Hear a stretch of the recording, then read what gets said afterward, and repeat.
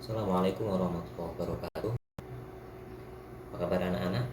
Semoga kita semua senantiasa diberi kesehatan oleh Allah Subhanahu wa taala sehingga kita bisa melaksanakan aktivitas yang bisa kita lakukan. Oke, untuk mengawali pembelajaran kali ini, marilah kita mulai untuk memulai pembelajaran pagi ini kita baca surat Al-Fatihah dengan harapan apa yang kita pelajari nanti semoga memberikan tegas. Al-Hadiyah Al-Fatihah. A'udzu billahi minasyaitonir rajim. Bismillahirrahmanirrahim. Alhamdulillahirabbil alamin arrahmanir rahim maliki yaumiddin. Iyyaka na'budu wa iyyaka nasta'in. Ihdinas siratal mustaqim. Shiratal ladzina an'amta 'alaihim ghairil maghdubi 'alaihim waladdallin. Terima kasih anak-anak. Materi pada hari ini adalah Sunan Bonang. Nah, Sunan Bonang ini setelah belajar melalui video ini, kalian diharapkan mampu memahami, menyebutkan poin-poin terkait biografi dan juga peran Sunan Bonang dalam menyebarkan Islam di Pulau Jawa. Oke, langsung saja kalian bisa buka di lembar kerja, di modul ataupun di buku paket. Modul ini kita sedikit materinya, hanya beberapa halaman, 3 atau 4 halaman tadi Pak lihat tadinya. Ini untuk materi Sunan Bonang bisa kalian lihat. Untuk yang di modul, pegangannya ini sementara modul, kita akan disuguhkan gambar dari Sunan Bonang, ilustrasi seperti ini, diambil dari Google. Nah, Sunan Bonang ini adalah nama aslinya itu Raden Makhdum Ibrahim.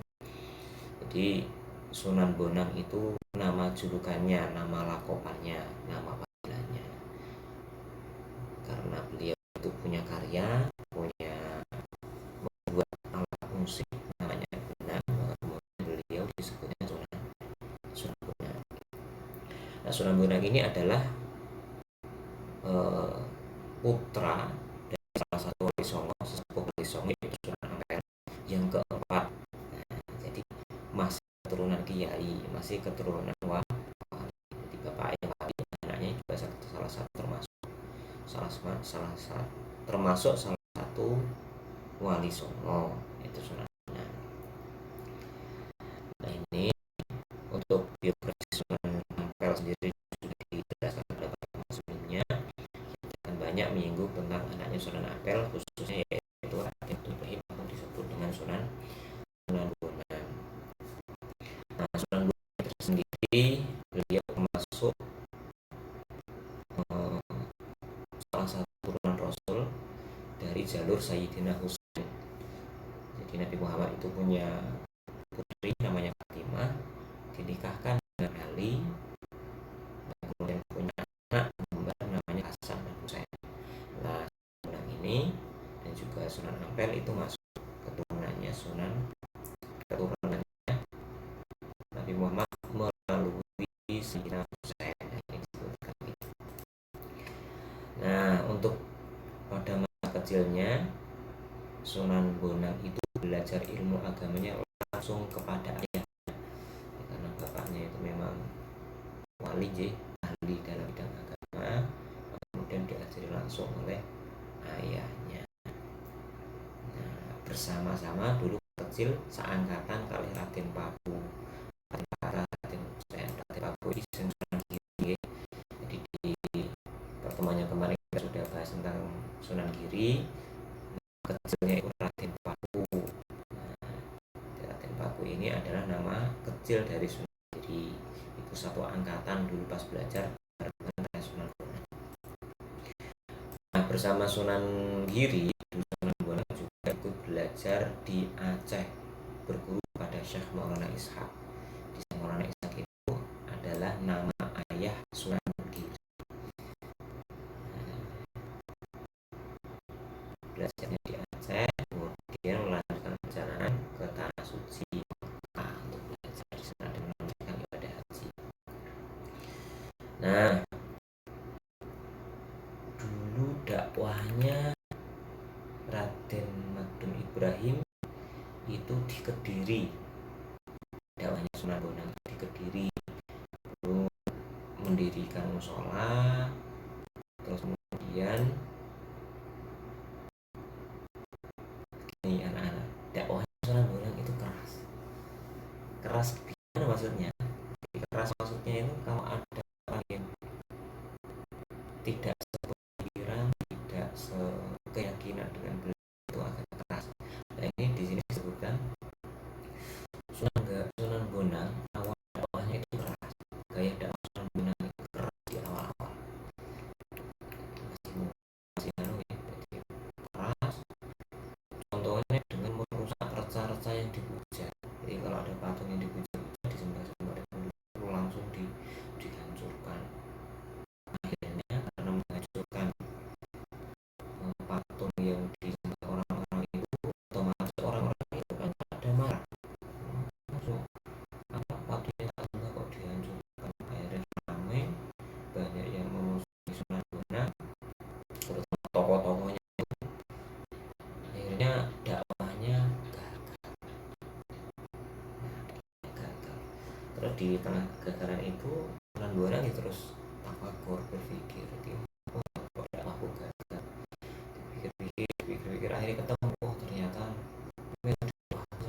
caraku dalam berdoa harus tidak menggunakan kekerasan.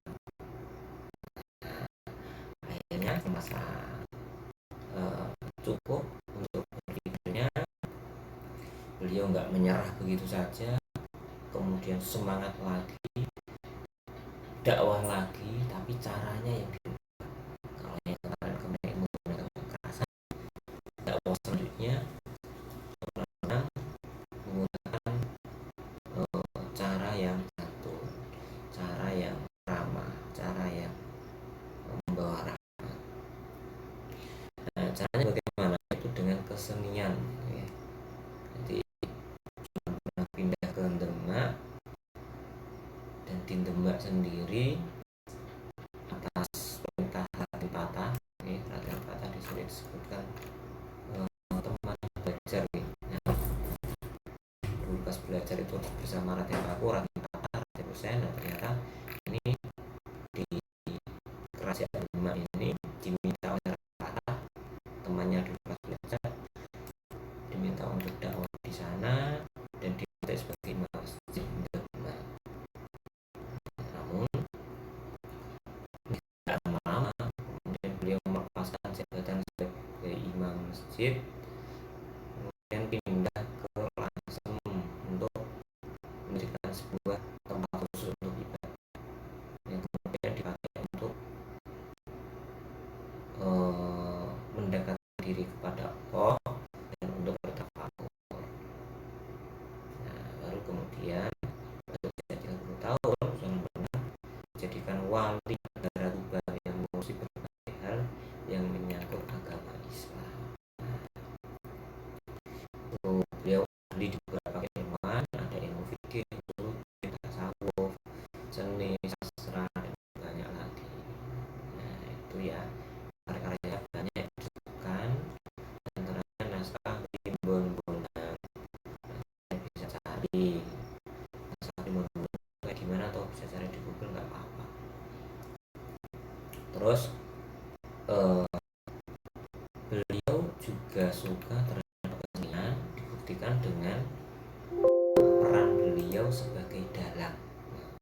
Beliau ini juga sebagai bisa menjadi dalang. Dulu itu orang-orang suka wayang kulit, orang suka pertunjukan, suka hiburan, maka kalau ada wayang kulit banyak yang nonton.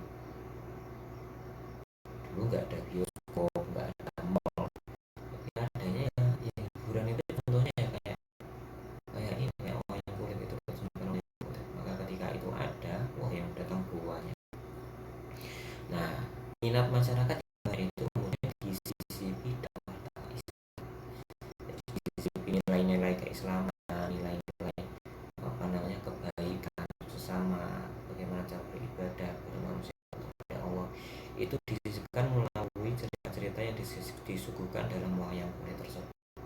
Maka tidak jarang kita temui wali-wali itu, contohnya kayak Sunan Bonang ini, sebelumnya juga juga kita bahas, ada Sunan Kalijogo dan yang lain itu menggunakan lagu-lagu, menggunakan yang kulit dan hal-hal kesenian yang menyenangkan lainnya. Jadi caranya menggunakan cara yang positif dakwah, tidak menggunakan kekerasan.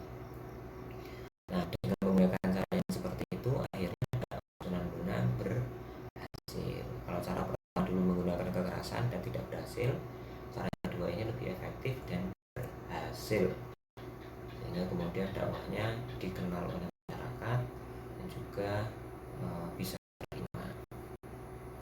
Nah, ini juga disebutkan sebagai tokoh penyebar agama Islam. Sunan Bonang juga dikenal sebagai orang yang sangat pandai mencari sumber air di tempat yang langka ini. Jadi di tengah-tengah perkampungan atau daerah yang gak ada air, itu kalau Sunan Bonang itu diminta untuk cari sumber air, cari di mana ya tanah yang ada sumber air, itu Sunan Bonang bisa. Itu kemampuan, salah satu kemampuan yang dimiliki oleh Sunan Bonang. Ini kita lanjut ke subbab berikutnya, peran Sunan Bonang. Perannya apa aja Sunan Bonang itu saat menyebarkan atau mengembangkan Islam di Indonesia? Ini ada berapa poin? Ada 3 poin ya. Yang pertama adalah Sunan Bonang mengembangkan dakwah Islam lewat seni dan budaya. Seni budaya itu apa aja? Ini menggunakan susunan gamelan, menggunakan lagu-lagu, menambahkan rijikan seperti rijikan kuda, gajah dan lain sebagainya, mengubah tembang-tembang Jawa dan membuat berbagai jenis gending, dan juga menemukan alat musik. Nanti bisa kalian cari ya, alat musik namanya bonang. Bentuknya bulat-bulat itu, warnanya keemasan, dibuat dari kuningan itu. Nanti kalian bisa cari lah bunyinya bagaimana, bisa kalian cari di internet. Terus peran beliau lagi yaitu memasukkan nilai keislaman pada tradisi masyarakat Jawa. Jadi dulu ada ritual namanya Pancamakara. Itu upacara yang dilakukan dengan duduk mengelilingi makanan. Di tengah-tengah duduk seorang pemimpin baca mantra-mantra. Nah, kegiatan ini dulu diganti oleh Sunan Bonang. Nah, acaranya tetap ada, tapi isinya diganti dengan selamatan, dengan bacaan sholawat, bacaan tahlil, bacaan kalimat thayyibah dan lain sebagainya. Jadi adatnya itu masih ada, tapi isinya yang diganti.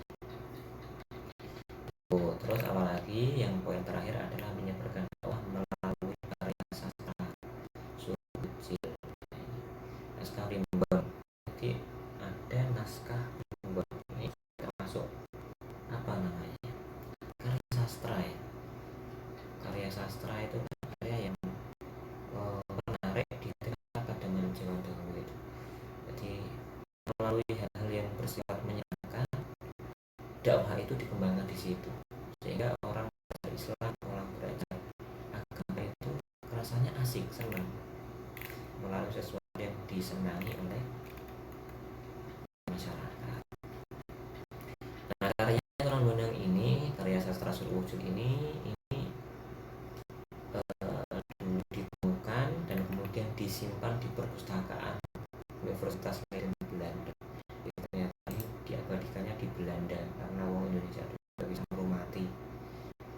Nah, besok kalau kalian besar, kalau menemukan segala sesuatu tentang sejarah Islam itu dikelola sendiri. Jadi dulu memang orang-orang Indonesia ini, ulama-ulama kita nggak terlalu pendahulu kita nggak terlalu